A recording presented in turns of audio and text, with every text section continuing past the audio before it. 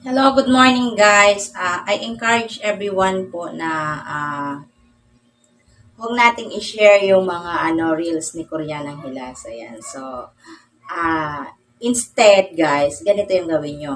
I-remix nyo siya guys. Ayan o. I-remix nyo. Ayan. Kasi kung sinare nyo lang yan guys, walang views na makikredit sa inyo.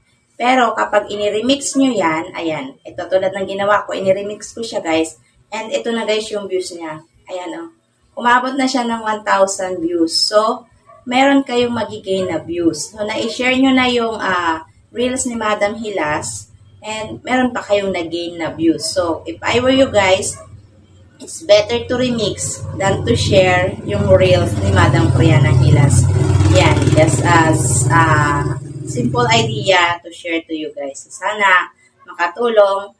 Never share, instead remix. Thank you guys!